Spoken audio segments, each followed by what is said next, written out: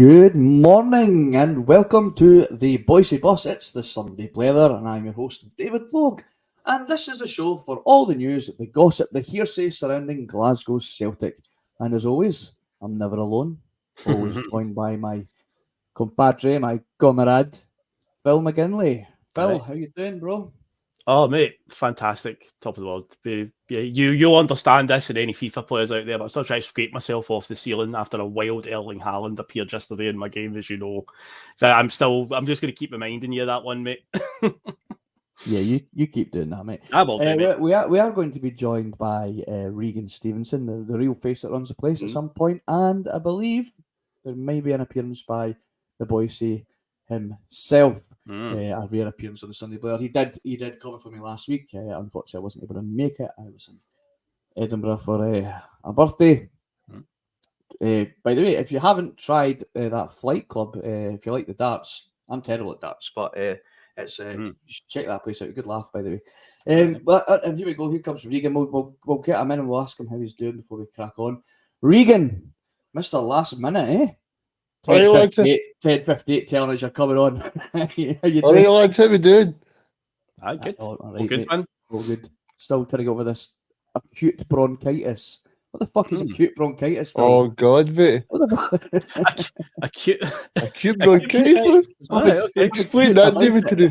So it's very small bronchitis. It's acute. Yeah, it's sissy bronchitis. I need to just tough it up.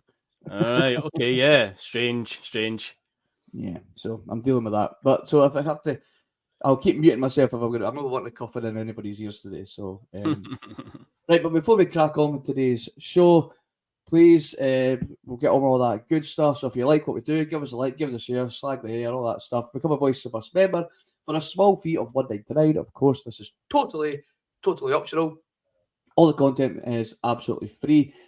All you're doing there is obviously supporting the bus and keeping the wheels on the road and all that jazz. And of course, you can big shout out to our piesports.com.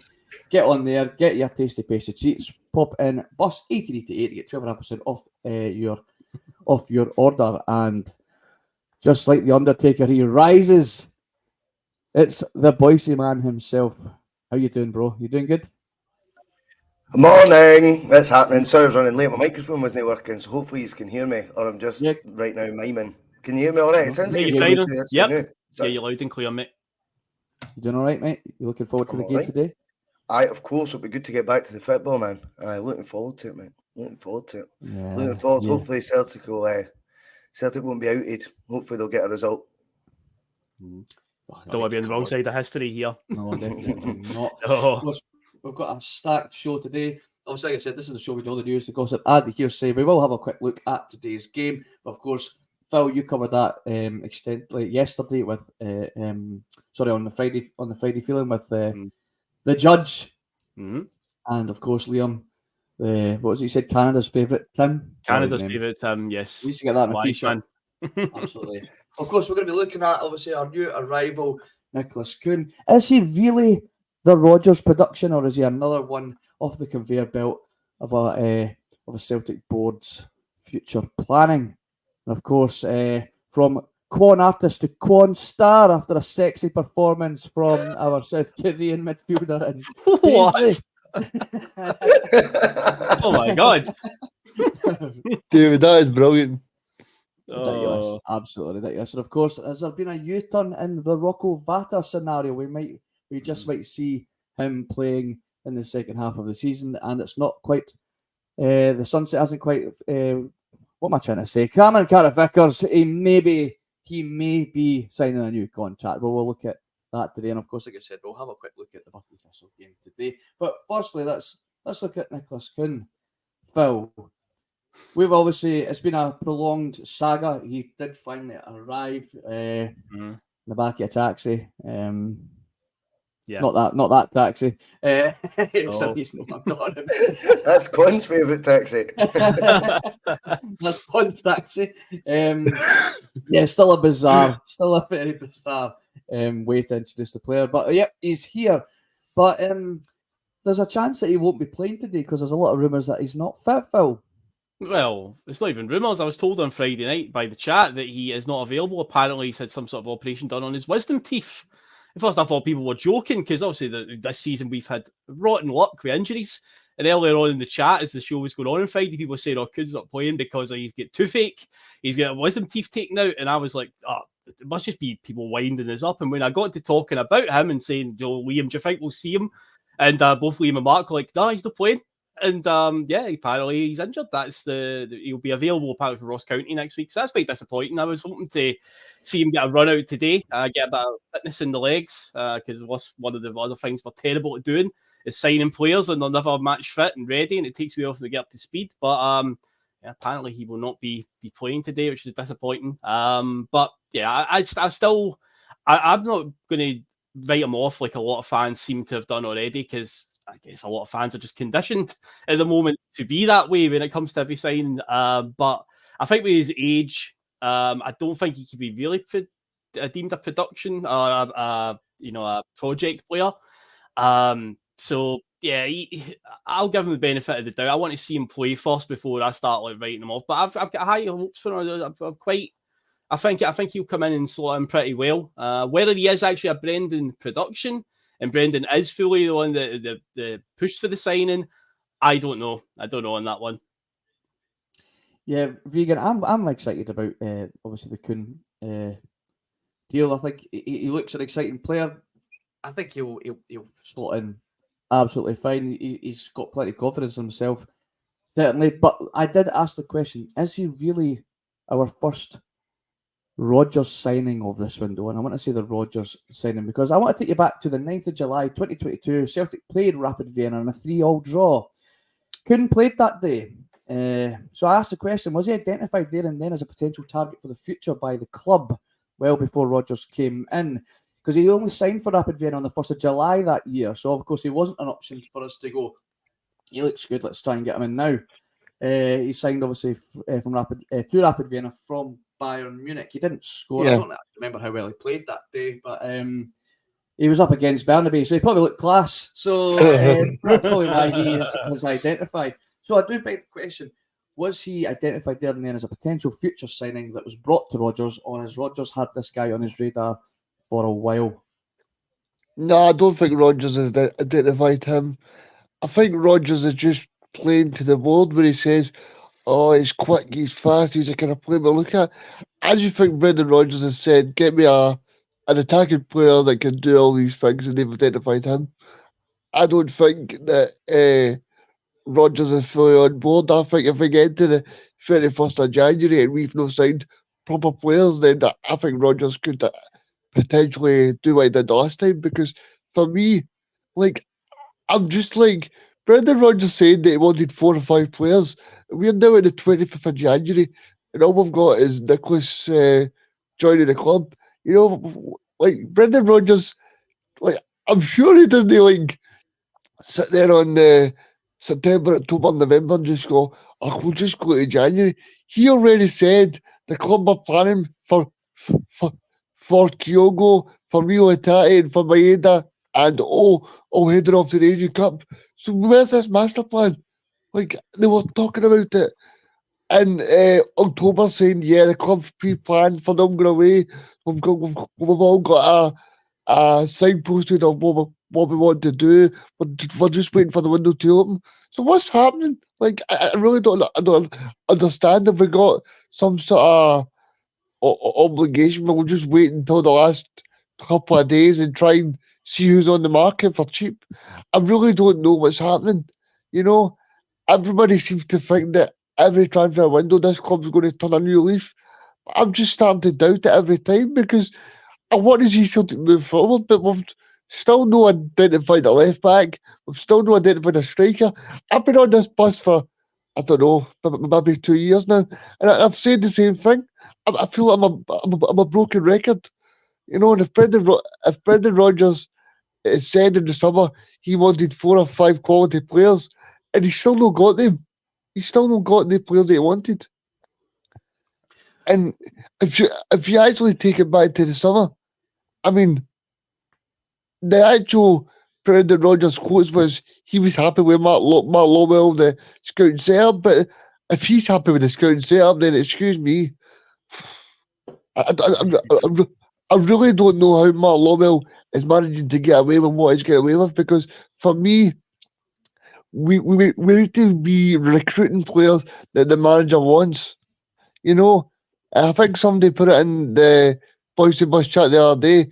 See if we had somebody like Jose Mourinho as the manager, he'd be calling out this board for what they are, because it's about time that we, as Celtic fans, actually took a stance. You know, and maybe that the Hearts game was a good thing. Everybody thought, oh, that's possibly going to wake the board up in January. We're possibly going to see Miovski, and we're going to sign a left back. But none of this has happened. Well, it looks like we're going to have to play the long game, boys. Here, of course, there's arguments being said on Twitter, and they make that it's a perfectly good argument. As you know, these quick signings that came in under Ange, they were identified in the Asian market whose season had been finished. So I guess you could say it's a lot easier to get players in if their season's completely finished, because clubs aren't as reluctant to let players go. You just have to look at the Fitzgarden scenario is, 1 minute there's a good chance he's coming, and there's another chance, we're not letting him go. We're still in a title race here. So, I mean, I could see the argument. Is it going to be a case of, and you were very much on this bus in the summer, is the players that Rodgers wants will be identified and come in near the end of the January transfer window, or are we just hold on to blind faith here? Well, you've stolen my thunder. I was actually going to bring that up, how it's funny how it changes, because I was very much on the side of the argument that it will be wait and see. The better quality will become available towards the end of the window. It'll be identified, and as long as we're making inroads to try and get those guys, even if we didn't get the likes, I think we were tossing about names like McTominay and that in the summer. Maybe it was a bit far-fetched, but we're excited. Rodgers was a bit far-fetched before he was appointed as well. If you told me we'd pay 60 grand a week to a manager, I'd have said that was far-fetched too. So everything we thought was going to be a wee bit more exciting, and I did, as you say, keep the faith that it would be at the end of the window. And see, to be fair, it would have been like a case for me of, even if we don't get all those targets at the end of that window that maybe would have been available earlier in it, see, if I knew we'd made the inroads to try and we'd made that effort, I would have been okay with that. This window, though, very, very different for me, because you're 4 or 5 months into the season now. There's no excuse about Rodgers had to give people a chance and find out what he wanted. He also, as you have already touched on, flagged that he needed 4 players of quality. I don't think Rodgers just comes up with a number and says it. I would imagine those 4 players of quality he's referring to all have defined positions, and on those positions there would be a list of targets for each one. Therefore, I think the persons of interest will have been identified, and we've dragged our heels. Do I have any faith? Well, going back to my argument in the summer that I thought it would be near the end of the window, it didn't happen at the end of the day. So you're allowed to then, as you go into the next window, have a fresh set of eyes on it and a more experienced one. Therefore, based on that, I don't have any faith that there'll be signings coming that really raise the eyebrows. I've got a feeling we'll get a left back on loan, maybe with an option to buy, and I think we will bring in. I think we will end up getting a striker. I wouldn't be surprised if he's for down south, and it'll be someone who is on a career resurrection journey, or it's one last final hurrah, and it'll maybe be a 4 or 5 month thing, and that'll be the third option. And then we've got our excuse not to feature him, to carry on going with what we had, but because of his name, it looked like we provided real competition for the first team jersey. Just very quickly as well, Regan was saying about 2 years. David, did you know it's 2 years to the day since you first appeared on the bus on the Double Tin show? There you go, mate. No, I didn't know that. Yes, David. Yeah, it's 2 year anniversary. Well done. Yes, I bet it. Dealing with me for 2 years, you've done well. It's been good fun. Speaking of potential striking options, Rodgers was quoted here to say it's an area we have to look at. He's not saying we're looking at it. He said we have to look at. We can't ignore it. It's the balance between bringing someone in to challenge while acknowledging that it's difficult to sell to someone when Kyogo has been fantastic here. Or is it a young player who comes in with potential to improve and get better? These are the things that you think about, because it really is only for a short period of time that those guys will be missing But yeah, it's all about availability. Now, Phil, why aren't we looking at the Championship, the English Championship? Why are we not looking at League One? Now, before people scoff at League One, let's just remember where a certain Matt O'Reilly was playing before we signed him. Indeed. Let's remember that Gary Hooper was signed from the bottom end of the Championship. Oh, well, there you go. I mean, yeah, is the Asian League really that much better than the English Championship or League One? And there's some fantastic players in that league. Look at even, I was having a look at see who the top goal scorers in the Championship are at the minute, and an Irish player, can't remember his name, it's escaped me, playing for Blackburn. Yeah, he's a great player. He's an attacking midfielder, and he's sitting on like 16 goals already. And I'm sure, I mean, like I said, look back at Gary Hooper, he was playing for Scunthorpe at the time, near at the bottom of the table, when he was second top goal scorer behind Andy Carroll that moved to Andy Carroll that year. Yeah. So I don't want to be too snobbery when we look at it. I mean, we're talking about like signing Shankland and Miovski, who can do the business in the Scottish League. I think if you've got a player that's bagging the goals in the Championship, again, I look at Adam Armstrong at Southampton, who I would have loved to have signed. We're never going to get him because he's clearly found his level. Like the Championship is he's that kind of guy that's too good for the Championship, but isn't maybe going to make it in the Premiership. He's a guy I'd love to see us sign. Guys like that. Of course, we are looking at this Fitzgarden still. There's the boy at Bologna, Sidney Van Hooydonk. We're still looking at him. Less and less likely, I think. But I wouldn't be scoffing at that either, Phil, if he was to come in. Well, the fact that he has said, or Brendan Roy said, have is the key word there. We have to look at it. Yeah, it is, no doubt about it. But then the question back to him is, well, why are we on the 21st of January and we haven't addressed that yet? Because, again, we knew back in the summer, we said we need another striker in. Because, again, Brendan Rodgers making it very public that Kyogo needs shoulder surgery. I had to really think before I said that there because too many S's going on. Shoulder surgery. Obviously, that is a thing that's hanging over Kyogo all the time that might explain why his form's been a bit below par this season because, yeah, that's going to be targeted by opposition players. So we knew about that. We knew about the Asian Cup that was coming up and there was a risk that Kyogo might go. Oh, that's our two strikers. O's went, Kyogo stayed. And yeah, there's, of course, when you only get two strikers in the squad, we had to get a third option then, and we didn't. And here we are now, and say Brendan's come out with terms like we have to look at it. Well, here we are, multiple weeks in, and he still hasn't had it addressed. We haven't had any real solid links to anybody. The Van Hooydonk one, I think, is just a bit of lazy journalism, ultimately because of his name and who his dad was and his dad playing for us. I genuinely don't think that one is a goer. Visgaard's name did come up in the summer, and his name still seems to be swirling around. Does he excite you, Phil? Does he excite you? Well, the price tag they were talking about was in excess of 5 million, close to 6 million, which again, would you deem that a project player? But then you look at his age and where he's playing and his goal record up to now, and it's like he kind of then fits the profile of what we would deem a project player, but his price doesn't match up with what we would deem a project player. But again, it's one of these things I always try and take the mentality of I want to see them play for us first before I can make a judgment. So I can't really say what I would think about it. If he signs, so be it. Let's see what he does. But if you're bringing him in for that price, if that still remains the fee that we're talking about, then I don't think he's coming in. He'd be sitting there as a third choice. I think he would. And the fact that Brendan also said that would use the quote you read out there about he's weighing up, how do we approach it? Somebody to come in and challenge, and he obviously praised how well Kyogo's played. You should always be looking for somebody to come in and challenge. You should always be looking to get better. You should always be looking to improve. And it's like that shouldn't even be a debate. It really shouldn't at all. It's like this is the mad thing though. What you're saying there, Phil. But the mad thing you're saying there is you're not going to get guys to challenge the first team. Out of 10 players that cost 2 to 3 million, they're not going to be coming in and taking first team jerseys, particularly when we think we can't spend more than that, but yet the fan base will also tell us that the guys that have the jerseys are all worth 20 million, 15 million, 10 million plus. So we can't have it both ways. We can't have a team that we all think is full of 10 million, 15 million, in Matt O'Reilly's case, 30 million rated players, and then think 2-3 million pound ones trust the process, or 2-3 million buys not done us any harm in the past. 2-3 million buys aren't going to oust guys that you're also valuing in 8-figure territory. It makes no sense.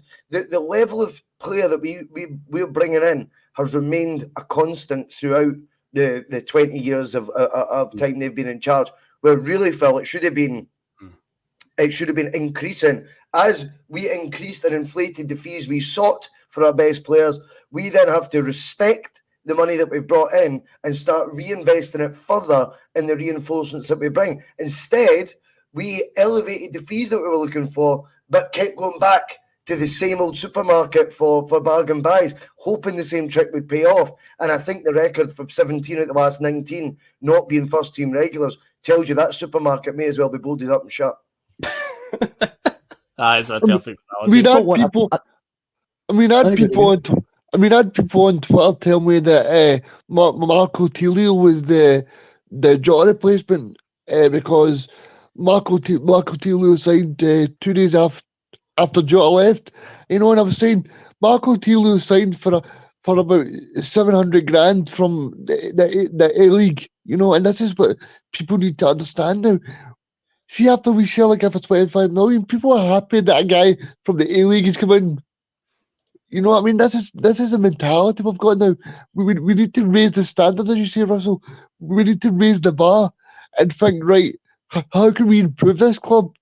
But I think in the striking department, for me, I think the only player we should be looking at right now is Miovski.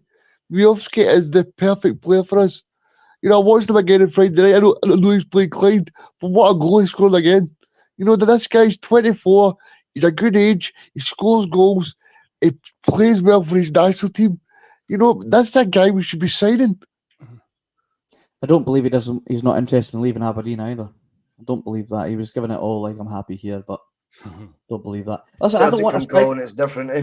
Exactly. I don't want a striker that doesn't believe that they can't take Kyogo's jersey. So if you don't think you can take Kyogo's jersey, then just stay where you are. Because that's no use to me. Kyogo's birthday yesterday, how old is he now? 28, 29? 29. Yep. He's not going to be here forever. There's always a chance he could leave. His shoulder's hanging on by a string. Anything can happen. As we've seen plenty of times, we need somebody. And Regan, I'm going to ask the question.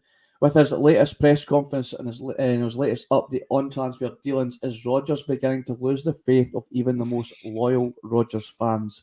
Is his timid attitude towards the board going to cost him not only his job but his credibility as a manager? Or does Rodgers still have a trick up his sleeve? I think Brendan Rodgers himself is starting to get fed up, and I think that's shown in his overall facial expressions and stuff, because for me, I think Rodgers is like everybody else. I think Rodgers got excited. I think Rodgers was getting his fake tan ready when he came in, his brand new teeth. And he's thinking to himself, this is a perfect job for me. Saudi Arabia no more, you know what I mean? And he's thinking, this is a job that whets my appetite. But then Rodgers is actually in the door. Then he's getting Kwon, he's getting Tilio, he's getting, he's like, oh, who are these guys? You know what I mean? And then you're kind of looking at it going, this January window is drier than the Sahara Desert, you know what I mean? And you're thinking to yourself, what direction is this club going? And see, if you're Brendan Rodgers, that is not going to whet your appetite. Brendan Rodgers was looking at people like John McGinn for 3 million when he was here the last time. The guy from the guy from Spain, and then we actually got Jeremy Toyan and Timothy Weah, people like that. I think Russell made a good point, and the Celtic board are in this position where they always go to the well of the 1 million, 2 million players, where they go, well, this is what before, so we go here again. And we'll speak to Dan and see if he's got anybody up his sleeve. But I think the problem for this is every player over the years is going to get pricier. But Celtic need to move with the agenda that's going now, because players are going to become more expensive just with the money that's involved in the modern game. If you want to move your club forward, you can't shop in that market. And I was on the bus in the summer hoping that Russell was spot on with all the late activity. I mean, I had my yellow tie on it the last couple of days in the window, thinking that this could be Scott McTominay and people like that coming in. But in reality, we've still got Burnley at the club at left back. And, you know, I'm sorry, I don't know if any of you guys have watched the Asian Cup, but Oak he was on for his country yesterday, and he offered absolutely nothing. He had one shot right over the bar, you know, and this is a guy that's supposed to be competing with Kyogo. You know, you've got Giacomakis. Regan, can I just jump in? Do you notice who starts ahead of O in every game? Yeah, I do. Yeah, I do.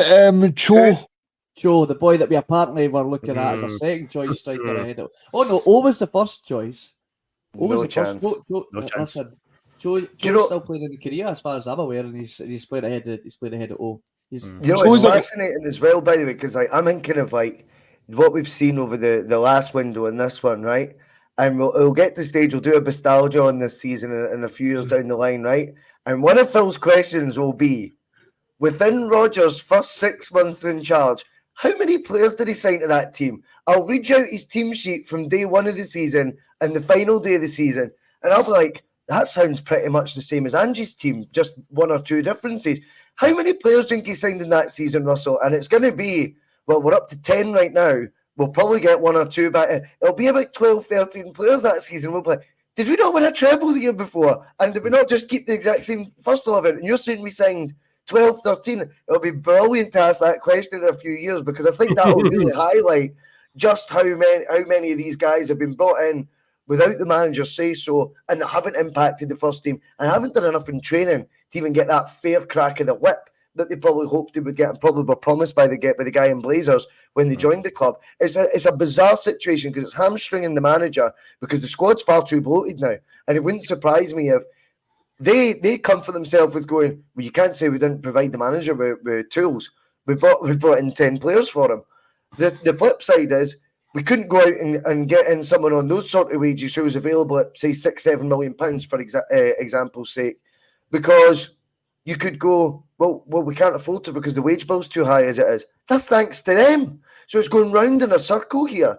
But yeah, I think when you look at that summer window and the players that have came in and the lack of impact they've had in the first team and the lack of real sort of progression we've seen from Rodgers, even elevating them to regulars on the sub bench, it seems to be past the parcel with who gets a bib to sit on the subs bench these days as well. So I just think right now with that, and then combine it with this window, which is, I think, likely to be the next two signings we see for Celtic are going to be loans.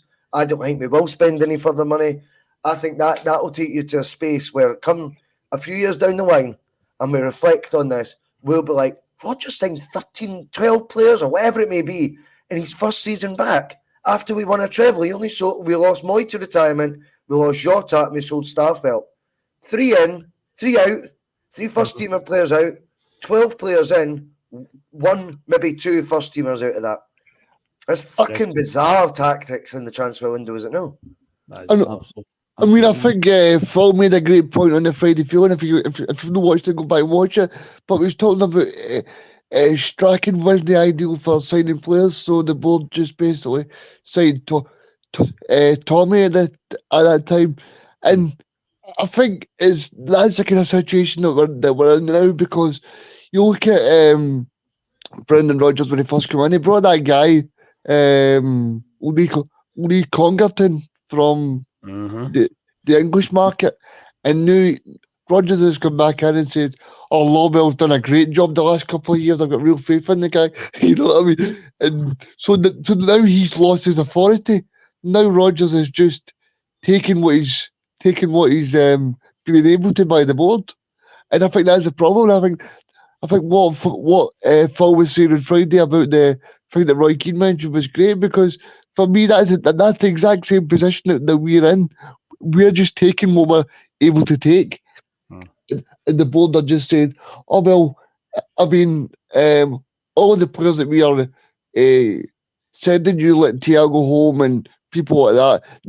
These players should be able to beat Ross County, to beat Dundee, to beat Aberdeen. Do you know what I mean?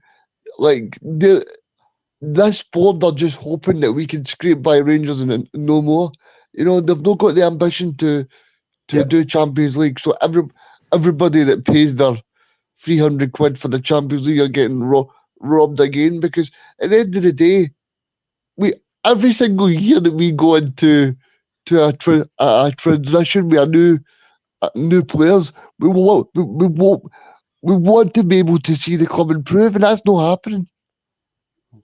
See what I was going to say as well. See with regards to the actual policy and all that. There's been two examples or 2 summers where it looks like we went off piste, and both of them were reactionary. I look at the Ange first window, and obviously it was using, by the way, the Ayer and Edward money, not because we actually were investing much. We probably still finished that window. I think it was a 2 million net spend or something. But we went all out and got first team quality, 26-year-olds like Starfelt, like Kyogo, who else? Giacomakis, Juranovic, all guys that were ready to hit the ground running. Fantastic business. And the other one was Lenny's. If you remember Lenny's first window when he got appointed permanently, and he was trying to get guys like Sol Campbell, David James, Jimmy Bullard. Now, I'm not saying any of them set the feather alight, but what I am saying is it's very much a change of course for what the board have done. But again, why was that? Because Rangers had won 2 in a row by then. That year, I think they went on and won 3 in a row in the end. But it was reactionary to that they'd won 2 league titles in a row. That's why they let it go off piste, if you like. Then they never do it when we're in a position of strength. It's so frustrating. Even when we're 10 points behind in January, they brought in Robbie Keane just to appease the fans. You know, and then we go to Love Street and we get beat 4-0 and everything just goes to pot. God. So, of course, we'll stick with you boys. So Rodgers has confirmed that talks are apparently underway for Cameron Carter-Vickers to extend his stay at the club. Do you feel is that a case of we're just trying to brace ourselves for some big bids coming in the summer, or is this just sort of smoke and mirrors tactic to be like, listen, it's not all bad news, Cameron Carter-Vickers is going to stay? Do you think it's a bit of a distraction almost? I mean, we might not even sign it, and this contract talks could go on till the summer. Do you think it's maybe a distraction tactic by the board to, we'll start offering Cameron Carter-Vickers a new contract, we'll probably will sell him, but at least the fans will think we're doing something positive. It'd be like a new signing, eh? I think that would be the rhetoric. It would be, I think it would be dressed up and made into something that obviously would be good news. Let's not get away from that. I mean, it would be a good news story. Is he the best centre back that I've ever seen in my lifetime at Celtic when Virgil van Dijk was only 10 years ago? No. Love wee Ryan McGinley, but I think he maybe had a couple of shandies last night when he said he was the best defender on Twitter he'd ever seen in his life at Celtic. I thought, he must have been old enough for Van Dijk. Must have been. Yeah.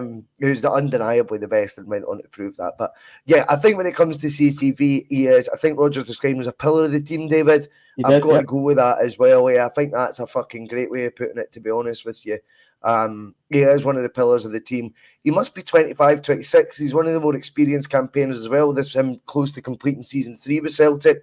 If the cycle that Rodgers alluded to, I think the first time he was here, 2 to 3 years, and then that's what you can expect from most players you sign. Oh dear. It was Kyogo's shoulder that was hanging by a string a minute ago, Lupe. Now it's CCV's shoulder. It needs by a thread. Even worse, Lupe. Even worse. Aye, hanging by a string. But yeah, I think if Cameron Carter-Vickers committed to a new deal, it doesn't change anything in terms of if he impresses, there'll be bids for him, and we're susceptible to losing him. But it gives you a bit of peace of mind. Do I think it would be a nice good news story to put out in the middle of January while we're doing fuck all in the transfer market? The cynical side to me does think that as well. Yeah, I think so too. Of course, Phil, it's not the only story doing the rounds. Yesterday, a Rocco Vata U-turn has appeared yesterday. Up until yesterday, it was reported that it looks like he was heading to Italian sides Bologna or Como. But according to reporter Anthony Joseph, Regan's best pal, Celtic are open to offers for the promising youngster. They would also like to open talks to extend his stay beyond the summer. So if Celtic are interested in keeping Vata, what's the long-term plans for him? Because neither Ange or Rodgers so far have used him, or if they've used him very sparingly. Has he suddenly shown something to suggest that he could be a vital player for the next second half of the season? I don't feel that's the case. If he was that good, I think he would have featured a lot more prominently. Still, he got a couple of fleeting appearances last season. I can remember a game at Kilmarnock where we rattled them at Rugby Park, and he was inches away from getting an amazing assist for O, an absolutely brilliant cross he put in, and O just missed it. But yeah, he had a couple of games around about that period. It felt a bit like the Ben Doak scenario, though Ben Doak's contract was in its last year, but Vata was getting a similar sort of game time with some appearances here and there. But yeah, then he's right back into the oblivion again, back to playing in the B team in the 5th or the 6th tier of Scottish football. And up until, in fact, he hasn't featured at all this season, has he? Am I right in saying even in our injury crisis, he didn't make any sub appearances or nothing? It was all last season that he made any appearances. So for me, if he was that good, I think he would have made it into the team at some point by now. Because the problem is that you got when you're at Celtic is we don't have time, like we don't have the room for manoeuvre essentially to experiment with too many young players coming in. You've got to win the league. I think in Ronnie Dyler's era, I think that showed because there was less pressure because of Rangers and their misdemeanours were nowhere to be seen. So that's why guys like Kieran Tierney and Callum McGregor all came through and got a break.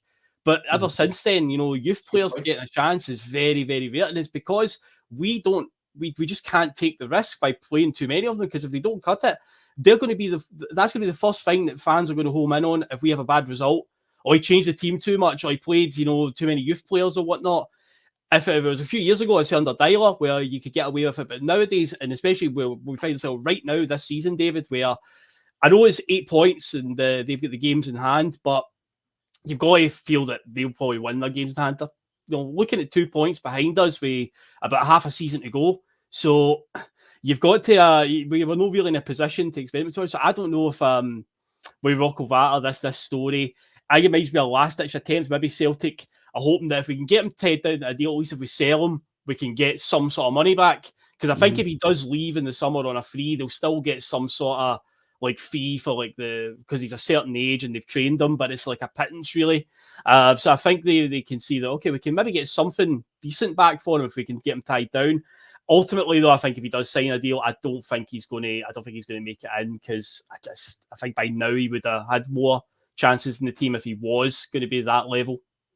Yeah, Regan, I don't think that's the case either. Because if Celtic are willing to listen to offers for the player, then they surely haven't got a future plan really set in stone for Rocco Vata. So I could still see him leaving potentially in the summer, Regan. I think I could. One thing I would say, I think it was on Clyde listened, and Duncan said that Rocco Vata was training with the first team on Friday. So maybe he throw him in today. I don't know. In terms of Potentially. But I think the thing that Phil was talking about on Friday, in terms of the B squad as well, I mean, they're not exactly ripping up freeze, and he's a big part. He's a big part of the B team, so maybe Rodgers is looking at that and all. And as you and all the guys were saying on Friday, Phil, they're not doing too well, and where do we go with the B team? Because it's no looking too good for them. But hopefully Rocco Vata can really step up, because there must be a player in there if the Italian teams are looking at him, because the Italian seem to actually like the Scottish players, because they've got Lewis Ferguson, they've got Aaron Hickey, they've got quite a few of them. Josh Doyle. Do you think the Italian teams are being guilty of what Celtic have done to the Asian market, and now maybe that well's beginning to run dry, and now that's why they're looking at players like Rocco Vata? Probably, you know what I mean? Like, because there's even in the chat they're saying that apparently there's talks are going cold, and Italians are maybe backing off the Rocco Vata, going maybe actually we're just starting to just pick Scottish players for the sake of Scottish players. Yeah, because a lot of us keep saying, like, why do they keep coming for our Scottish players? Like, look at Stephen Welsh. Now, I'm not saying Stephen Welsh isn't doing well, because I think he's performed well when we've seen him, despite whatever limb he's got that's hanging on by a string, Lippy.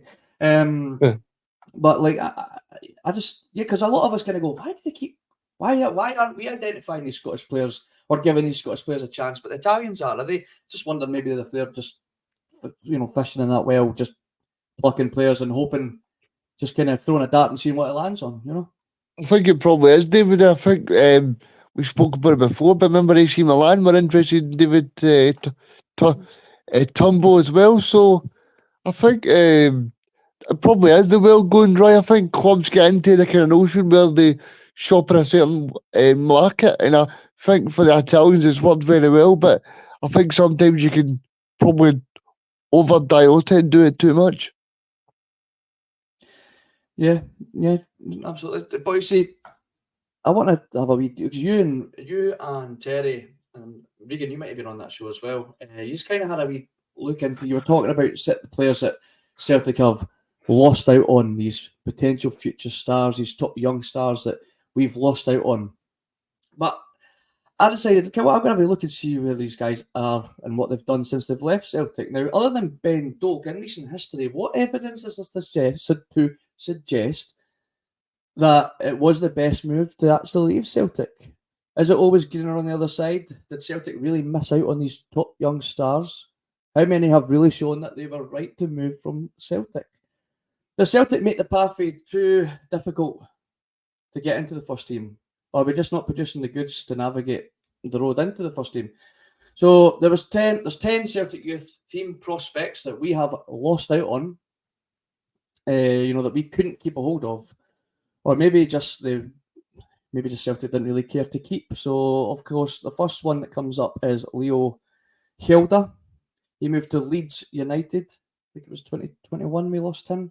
Since then, he's still at Leeds. He's made 8 appearances for Leeds United, and he's also been on loan to Rotherham, making 13 appearances. But he's still at Leeds now. I think his loan deal was ended, and he's now back at Leeds. I think he's made 1 appearance so far. Barry Hepburn, he moved to Bayern Munich. Since leaving in 2020, he's been on loan to Queen's Park, and he's currently now on loan at the DSV Leoben in the Austrian 2nd Division.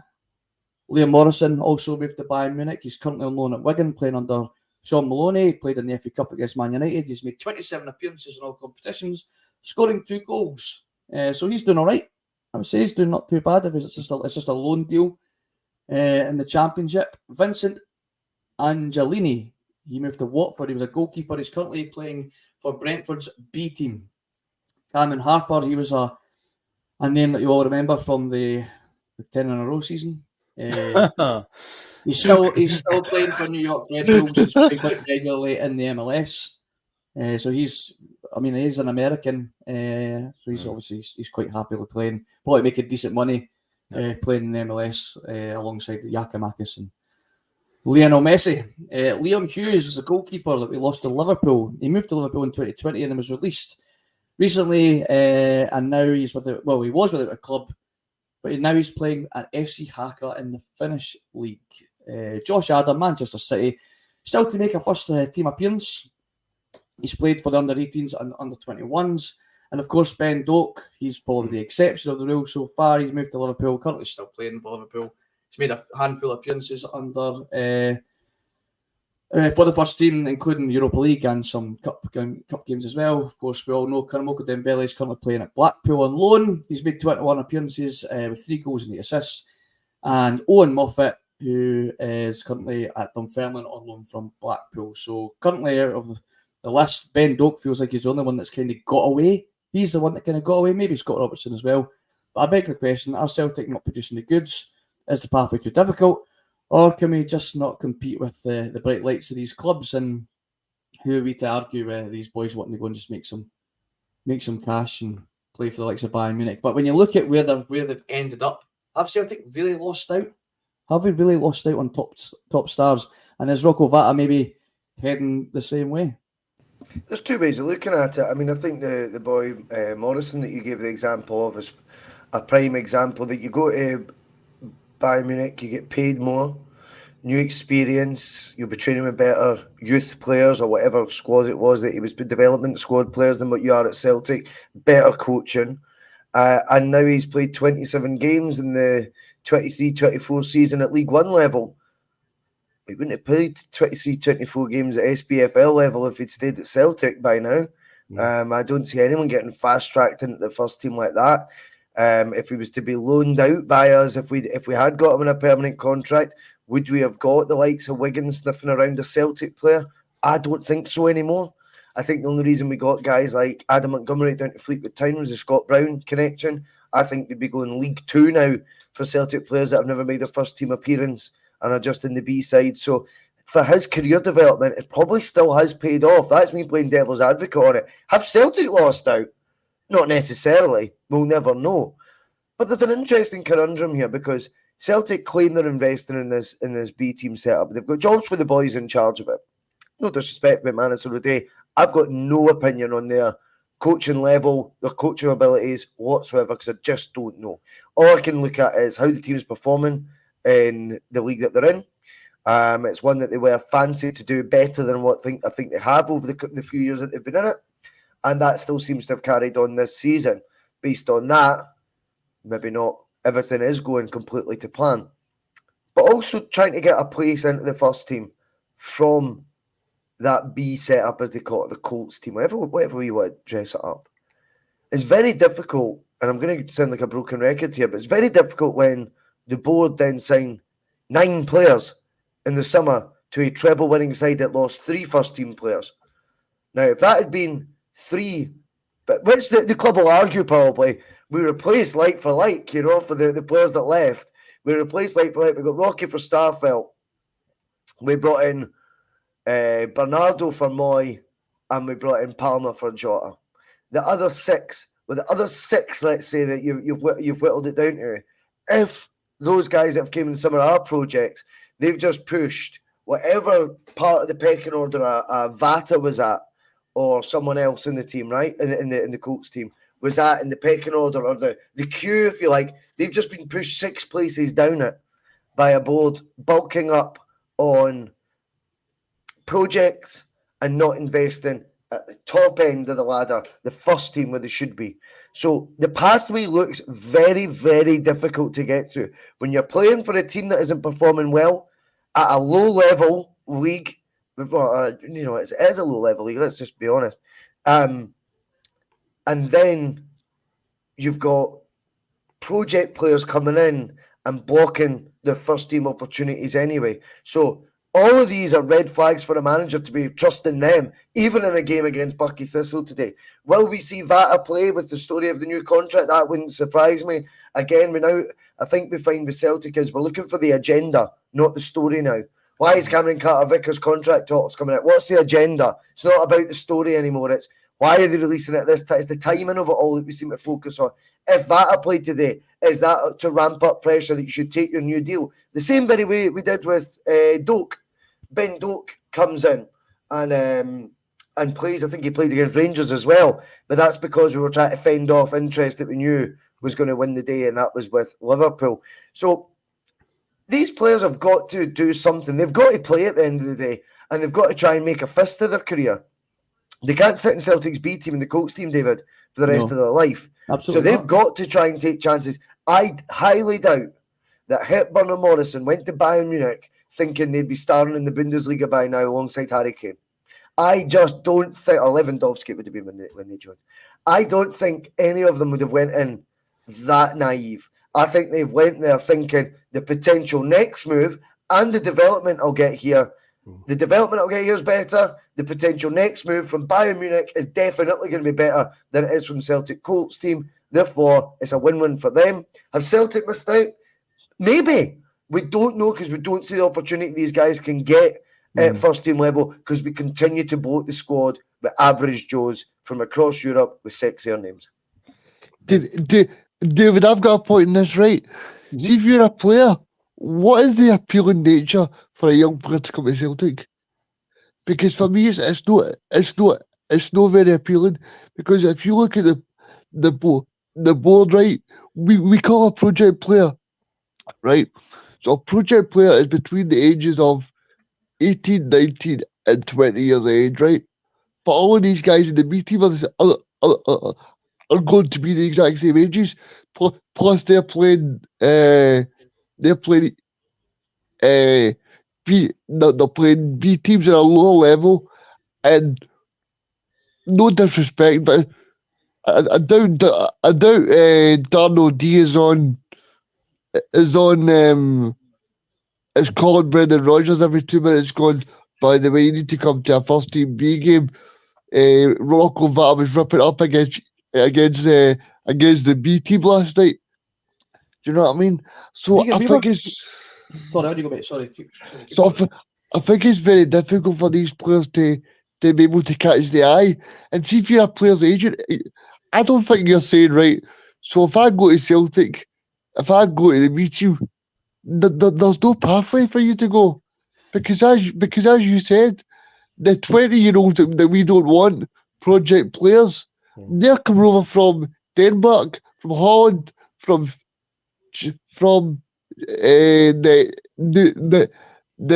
Japanese market. So I think it's a difficult one because you're talking about the players that we've missed out on, but these players don't see a pathway, and it's very difficult. You can go back 10 years and go, well, we missed out on Aaron Hickey, we missed out on Andy Robertson, we missed out on Robert Snodgrass, we missed out on Evan Ferguson. You could go back because all of these players were in the academy. Evan Ferguson, Aaron Hickey, Andy Robertson were all in the academy. But I think it's also because of the pressure that Celtic is on as well. Like, as much as we go, we'd love to see young players on the pitch, but see if we are 1-0 down to Hearts at Tynecastle, Celtic fans are not going to trust a 19-year-old to come on the park and go, right, on you go, save the game for us.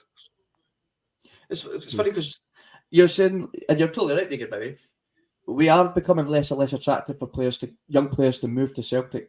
And I think a lot of it is down to obviously us being a part of this, the B team being part of this lower league. Now, we were signing guys like, I remember there was a bit of excitement about this boy, and it didn't work out, but we were able to get Armstrong Okoflex to leave Arsenal's youth academy to come to Celtic. Yeah.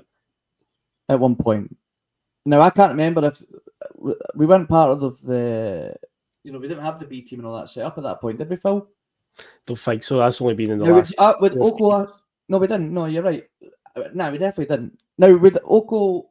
What's his name? Sorry. Okoflex. Would he have come to Celtic if he knew, well, we'll be playing in that B team and playing in that league?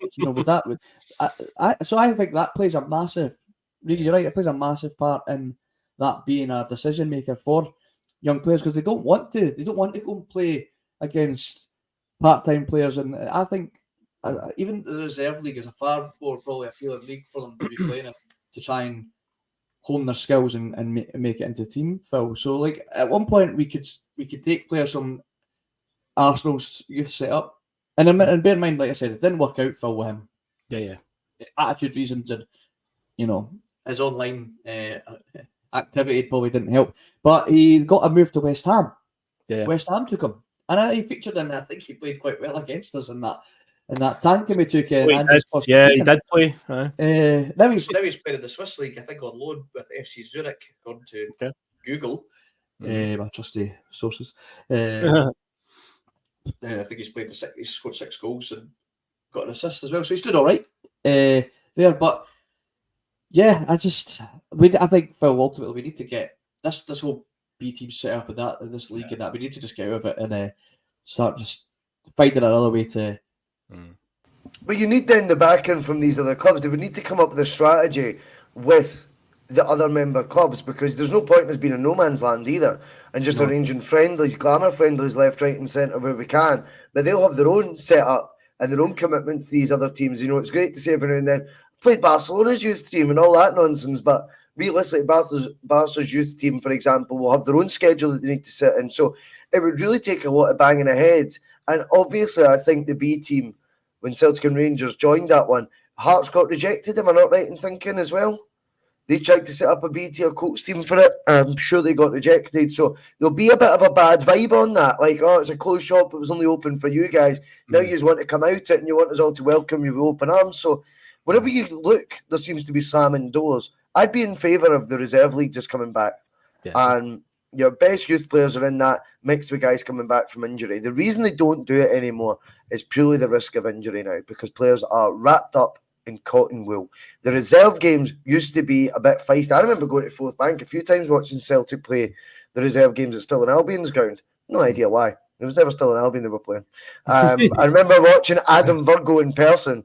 Oh, wow. Like, fucking hell, man. He was way worse than... That was when the penny dropped on him, like just how bad he was. But what I'm saying is the reserve league would be ideal in the sense of you'd be playing against and with one or two gems. Do you know what I mean? Mm-hmm. Rocky playing at the back as part of his rehabilitation. Lagerbielke doesn't make the match day squad, but he played for the reserves at the weekend. And imagine being a youth player then playing alongside. I know these guys are young, but we're talking about guys at 18, 19 who aren't of the quality of either of those. Yeah. Do you know what I mean? But I think the reason that the reserve league doesn't work, or one of the main sort of fear factors about it all, is the physicality of what it would become when you've got 3-4 first team players for Motherwell coming back to fitness, and they're veterans, and they're just getting stuck in like it's any old game, playing like their life depends on it, and someone picks up a knot. And that's not me saying that would be a bad thing. I just think the way that players are mollycoddled now, it would be, they try and make it a non-contact sport, the reserve league, for fuck's sake. That's how woke the generation now is, man.